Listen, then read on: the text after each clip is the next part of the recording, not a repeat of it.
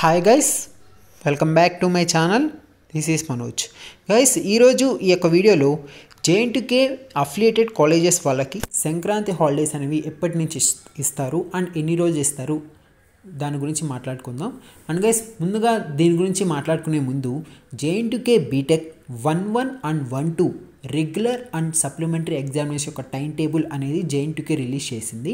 And guys, ఈ 1-1 and 1-2కి సంబంధించిన ప్రతి ఒక్క సబ్జెక్ట్ యొక్క ఇంపార్టెంట్ టాపిక్స్ అనేవి నా ఛానల్లో పోస్ట్ చేస్తాను. ఆల్రెడీ కొన్ని సబ్జెక్ట్స్ అనేవి పోస్ట్ చేశాను, మిగతావి కూడా ట్రై చేస్తాను పోస్ట్ చేయడానికి. అండ్ ఇంకోటి ఏంటంటే, చాలామంది student JNTK regular 1-1 and 1-2 regular కానీ సప్లీ కానీ M1, M2, M3 ఈ 3 సబ్జెక్ట్స్ ఎక్కువ మంది స్టూడెంట్స్ అడుగుతున్నారు.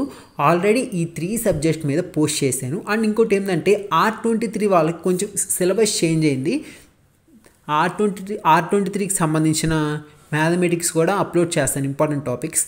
అండ్ ఇంపార్టెంట్ టాపిక్స్తో పాటు కొన్ని టిప్స్ కూడా ఆల్రెడీ చెప్పాను. M1, M2, M3కి సంబంధించిన టిప్స్ ఎలా పాస్ అవ్వాలి అవి కూడా ఒకసారి నా ఛానల్లో ఉంటాయి, చూసేసేయండి.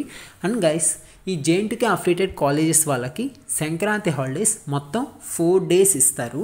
అది కూడా 13th నుంచి 16th వరకు, 13, 14, 15, 16 ఈ 4 days ఈ జేఎన్టీకే అఫిలియేటెడ్ స్టూడెంట్స్ వాళ్ళకి.